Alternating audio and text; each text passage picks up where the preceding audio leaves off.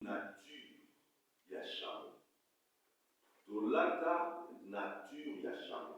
Donc, votre Christ ezali moko oyo tokozwa. Pourquoi image wana?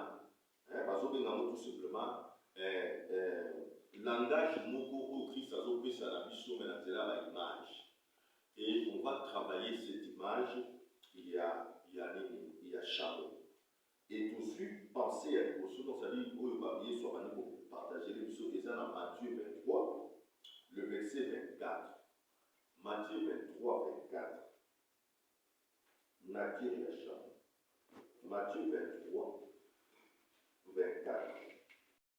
Le chameau.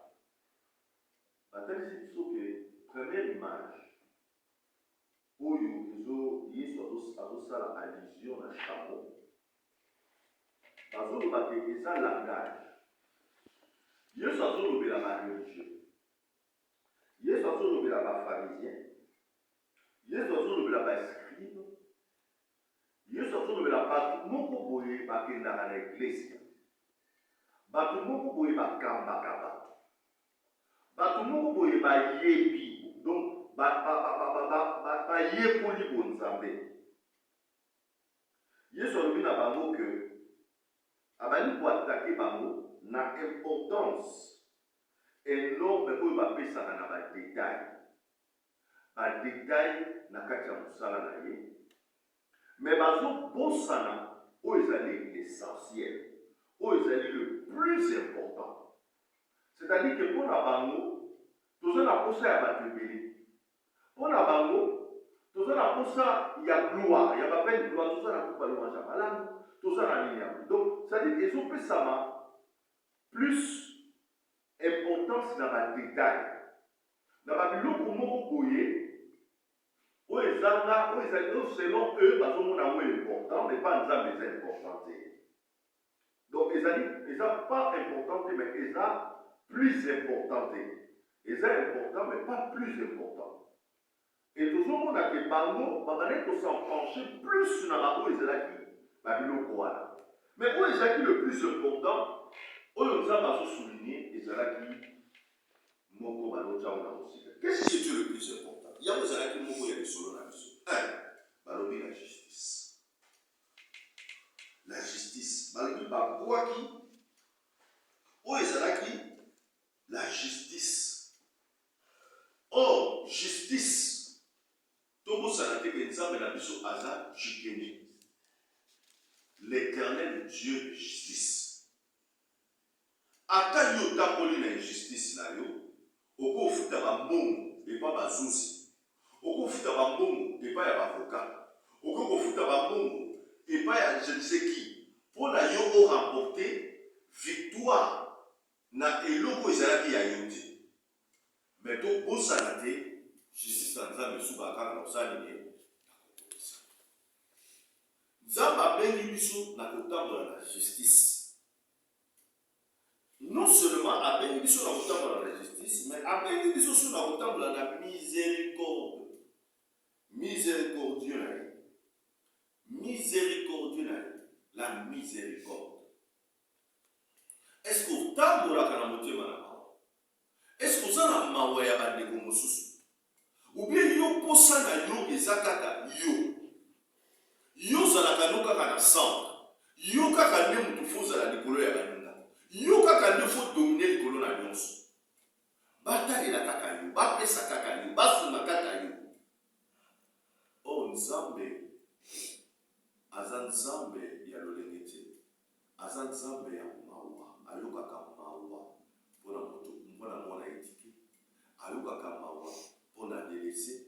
Ayokaka mawa mpona fazer. Ayokaka mawa mpona kuluna. Ayokaka mawa mpona oyo azokanisa même ke sa omi menza bazoyokaka kaka mawa. Alléluia. Amen. Est-ce que totambolaka na mitema wana? Abakisi ete la fidélité. Est-ce que toza fidèle vis-à-vis na oyo ezali bonzambe? Na alliance na biso, est-ce que toza fidèle na alliance tozala na nzambe? Est-ce que toza vraiment osali alliance eza libala. Est-ce que libala wana osala na nzambe ozokende na motina sukai? Point d'interrogation. Balobi ba religieux bapesi bango balobi ke vous coulez les moucherons et vous avalez quoi? Chameau. Donc en d'autres termes, et ça va comportement ya hypocrisie. Et ça va comportement ya hypocrisie oyo nzambe akali kosouligner en lui. Au lieu kotambola na justice na miséricorde pe na fidélité, mais vous otambola na esprit ya légalisme. C'est-à-dire que vous pensez bino ne mutu osimi mais donc likambango. Donc bino ne donc vous avez une apparence ya bato bino ne bubanga na nzambe. Vous avez na libanda ke bino ne botosaka bino ne mutu bosalaka mais mitema na bino eza lolenge wana te. Alléluia. Amen. Apparence nde bozolakisa lolenge bino bozokanisa bozali mais balobi ke motema na bino eza propre te. Motema na bino eza propre te. Donc tomoni ke image wana nzambe alakisa apesi biso nano ya kotalisa biso première image oyo bazoko mentionner kombo ya chameau. Alléluia. Amen. Deuxième image, où Jésus a toujours la pensée à chameau. Toujours quand on a Matthieu, mais 19. Matthieu 19, 24.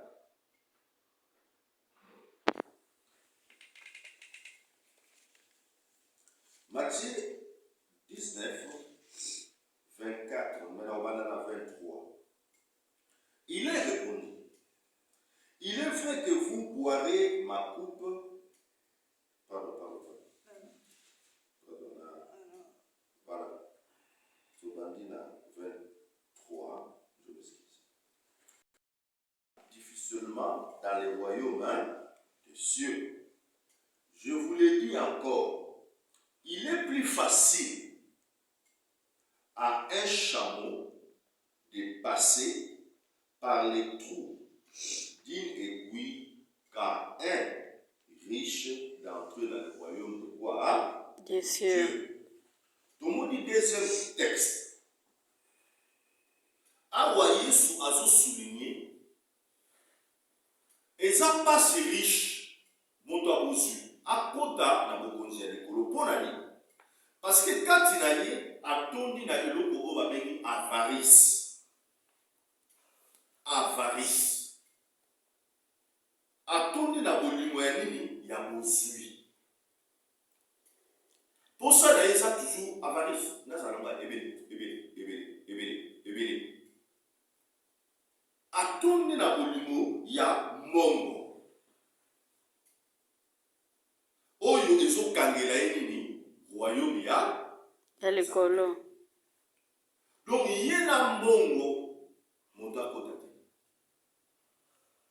Donc soki olingi ozwa ye mabe ya na sujet wana. Yesu alobi kasi kaba ozwa biloko nyonso ozali teka kaba sala nini ye landanga. Mais azalaki prêté ya kosala yango mpona koganye bokonzi ya likolo. Elingi olobela biso nini? Yesu azokusa biso lisusu biloko mibale. Mpona nyonso ya bokonzi ya likolo tozomona bavaleur ezozonga kaka. Tozomona oyo babengaka tout simplement ke bavertu ya bonzambe ezozonga kaka. Olingo olinga te na vie chrétienne oyo ekontaka nano eza bavertu bavaleur wana oyo babongisa kati na yo mpe libanda na yo. Awa tozomona eloko nini emakaki na homme riche. Eloko ya liboso humilité vis-à-vis ya maloba ya nzambe. Est-ce que ntango oyo oyokaka maloba nzambe est-ce que omekitisaka? Est-ce que otosaka mpena oyo nzambe ezoloba? Ou bien maloba nzambe ezaka lokola l'homme riche oyo nga nasalelaka na ngai balwa yango nyonso natosaka na ngai mibeko. Mais Yesu ntango apesi ye oyo ezalaki oyo ye abandaki koignore azalaki prêté mpona kosala nini? Komekitisa. balobi si ya liboso oyo ezolakisa moto abongoli motema ezolakisa biso balobi na biso eza nini repentance na kati oyo ezolakisaki moto mpena se repentir fruit ya liboso ya repentance babengi yango nini humilité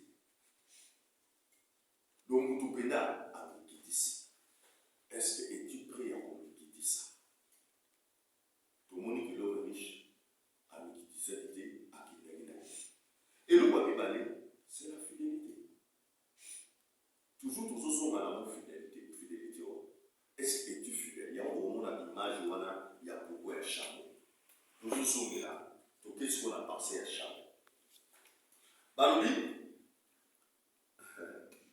les chameaux ou dromadaires parce que déjà na komemela bino yango semaine prochaine quand on est à la retraite l'image ya chameau na ya dromadaire c'est-à-dire que bamisu babengi bacamel misu babengi badromadaire bamisu babengi chameau donc c'est-à-dire les trois images oyo ezolakisa biso ya badifférentes sortes ya bachameau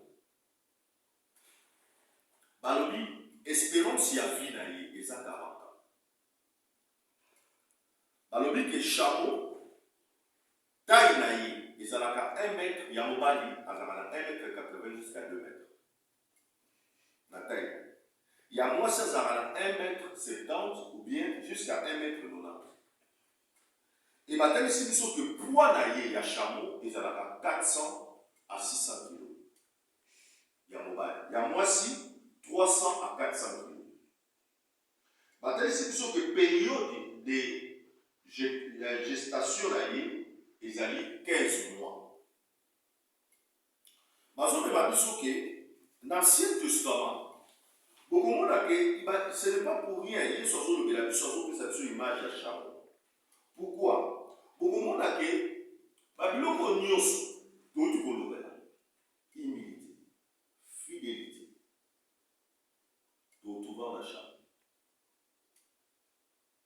na nyama wana chameau donc chameau balobi na biso depuis l'ancien temps moto abandaki koposede bachameau azalaki un homme riche babandaki kokonte parmi bato oyo baza na boso tokomona exemple ya liboso bapesi na biso tomoni na bible eza abraham ntango azotinga eliazar akende kozula ye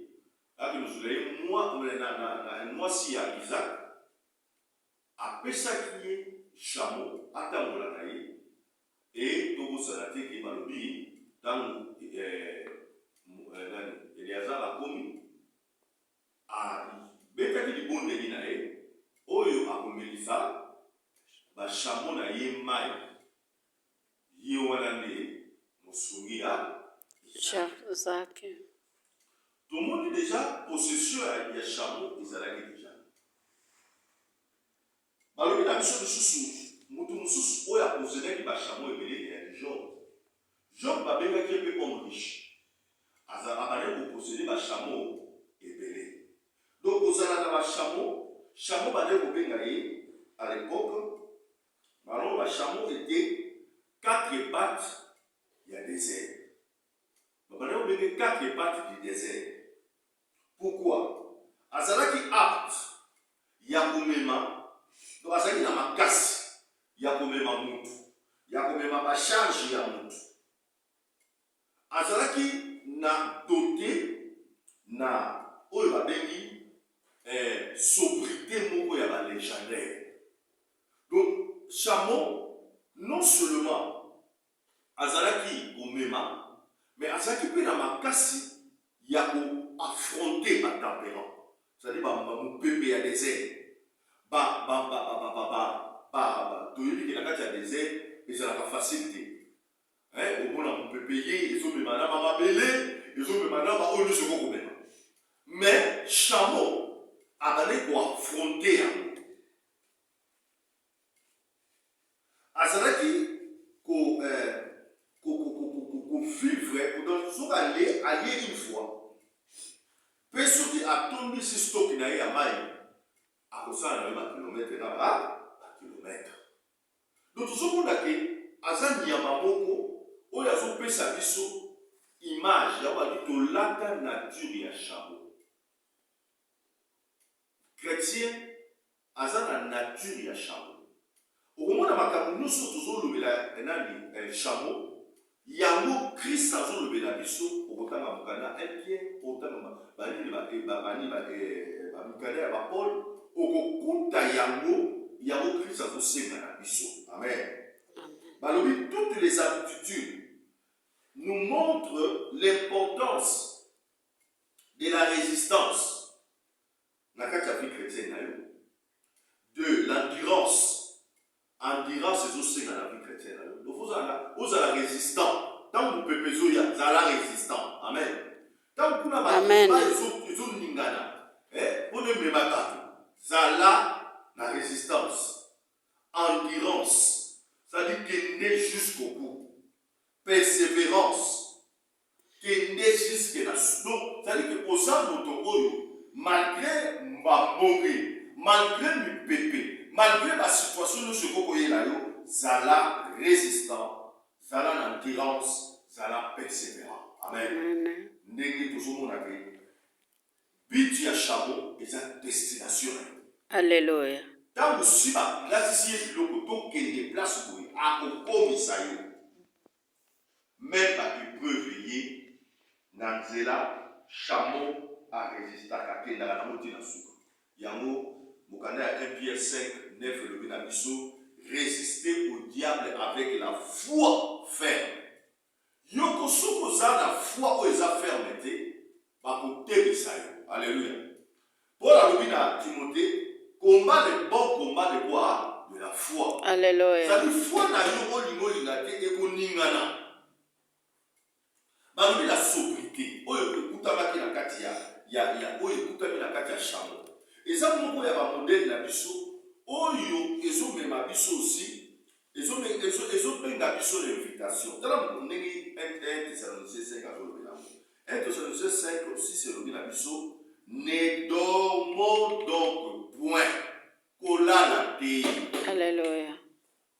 Kolala pomité. 1 Thessaloniciens 5, 6. Kolala te sobrité wana. Balobi. Baso kuta sobrité wana na kati ya nani ya chameau. Alala tafuke. Pote akomisa yo mutu oyo ozana kosa komisa yo au komisa yo. Alléluia. Amen. Et ça, nous sommes dans la même abilo koliko. Donc, on dit amemi na biloko. Et là, on dit biloko là. C'est tu as dit tous en a dit la chambre. Dans Galates 6, 2 biloko là biso, portez les fardeaux les uns les autres. Amen.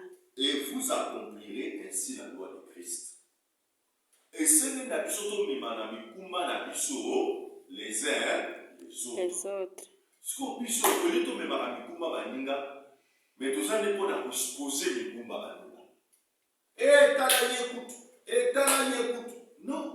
Tout bien ami, Ikamba Muninga, passe à Muninga, Nala Tango, Nami Mango, Nabenga Mina Bonde la Pona de Konangai, Nanuka Telema, Yamona Tira Chabo.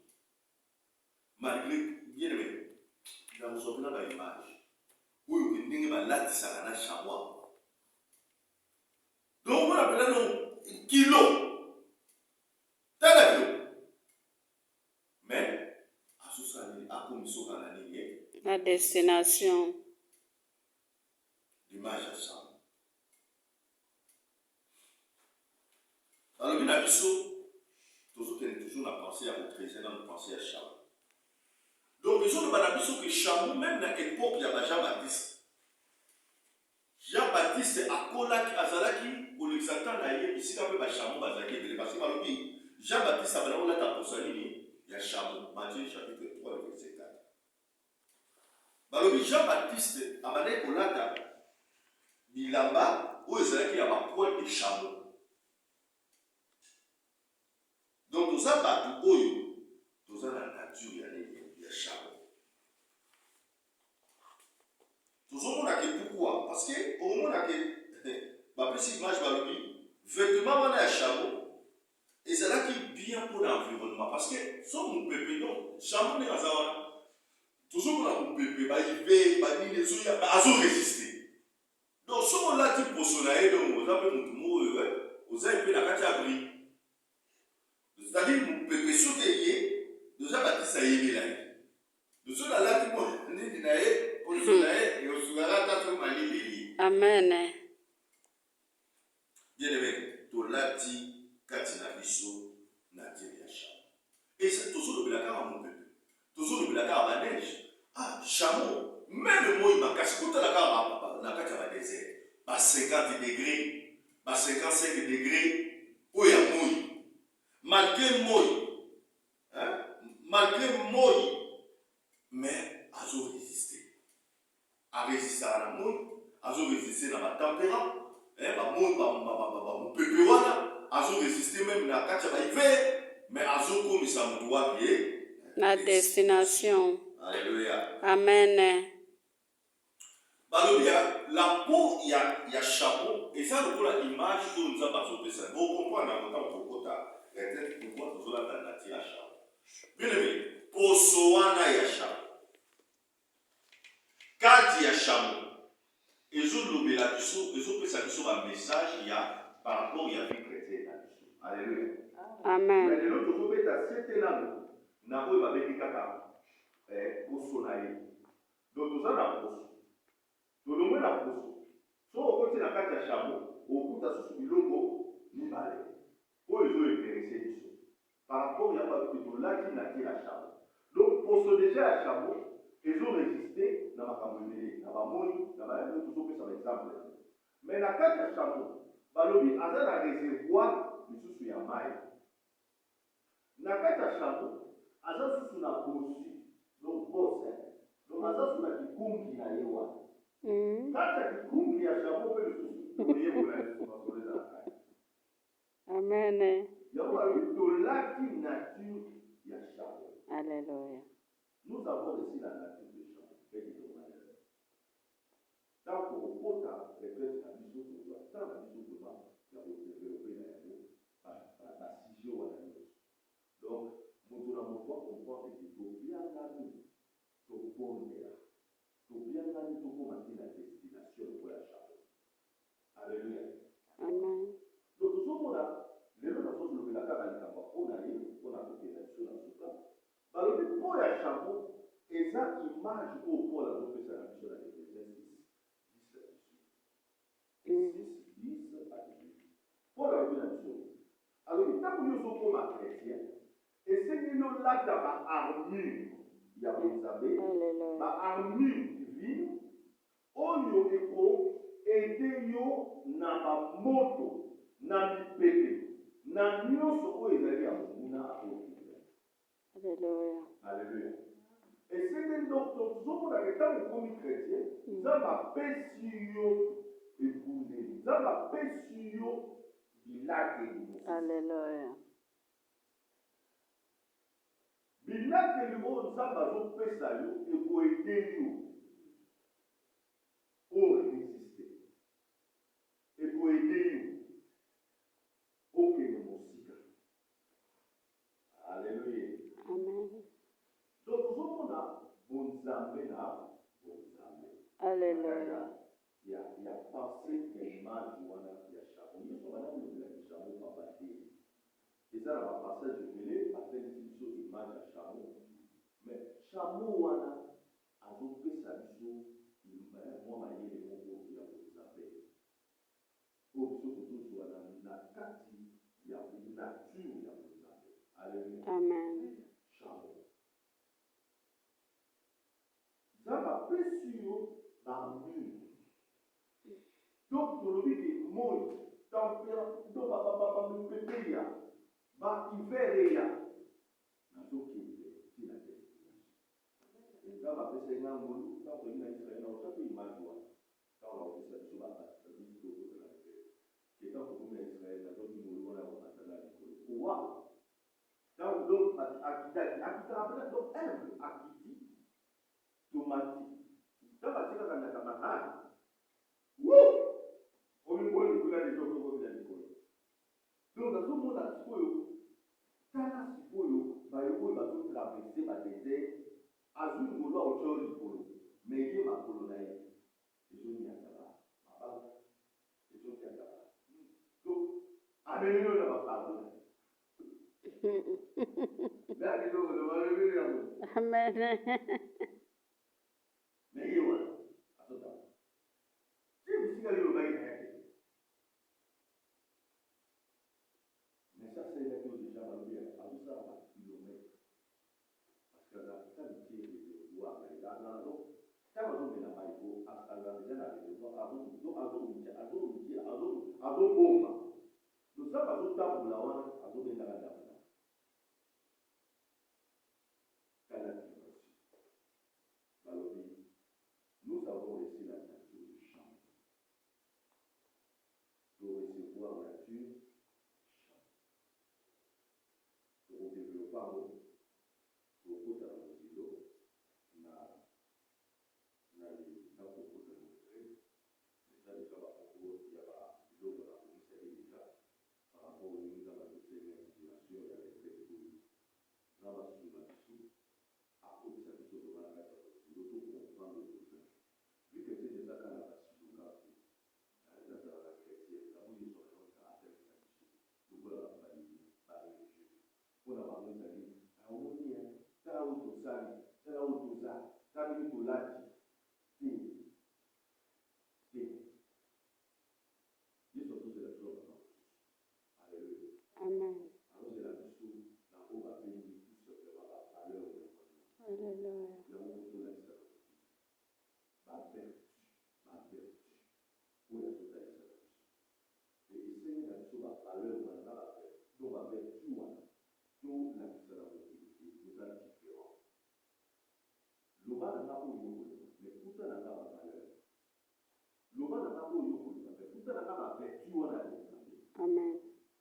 e yango nde kosalaka yo ozala malgré oyo nyonso mokili ezoloba malgré oyo nyonso mokili ezopesa so nasukisa nasekaki eloko mo makasi nabeteli bino likolo yango ntango mama stela azolengaka atelisika nayoki makilini moko eza kuna na zeli balobi ke yo ozalaka mwana echimérade azalaka mwana ye mwana alite azalaka mwana oyoabi amen bakontinue ekonelaka bana wana ndani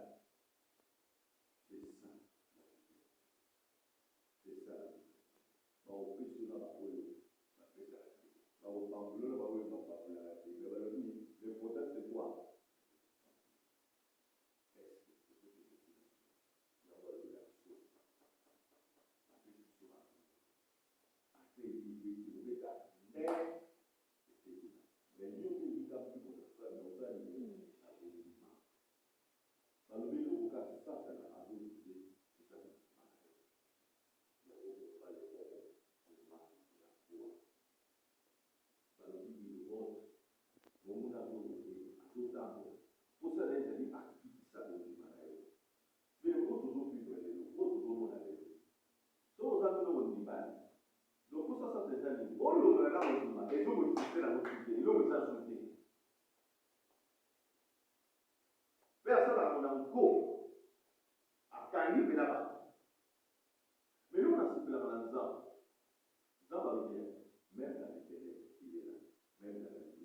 Amen.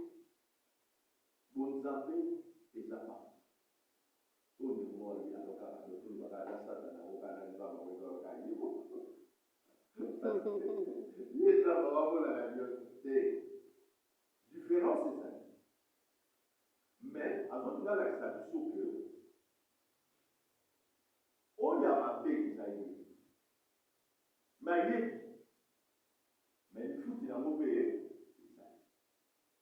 Amen. Zamba aza na contrôle ya nyonso eloko nasepela oyo bazolobela mabe bazolobana bakutana bakutena Hallelujah. oyo nyonso bakobeta bakutana yo te na yango eza na basusu bazosepela kokwea ya moninga eza na basusu bazosepela bozali ya moninga eza mosusu azomona yango mpena sikoyo eloko azali nga nde sikoyo badeolaka balobi tolakaka te na chambre pour se porter les uns les autres comme fardeau là-dessus.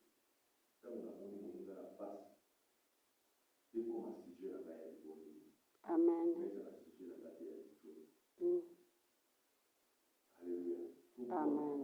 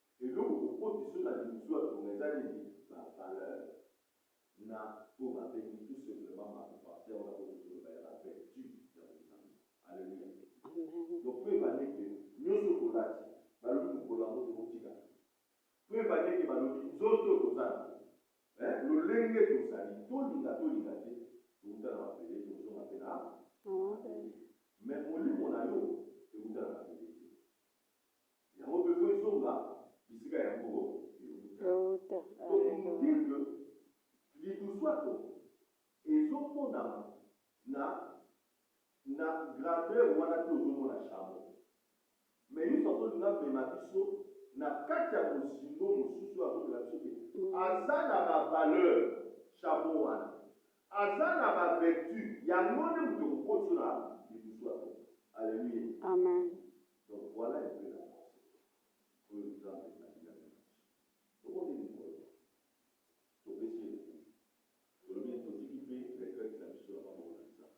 Zamba bate la biso, Zamba sunga biso, Zamba dispose biso, apesa biso makasi, asunga, adispose biso, atouche mpe bandeko nyonso bazongi bainvitation, asensibilize moko na moko, molimo na Nzambe asangisa biso, toluka amonisama na biso na nzela oyo biso tokoluka ye na mabonde, tobonela Nzambe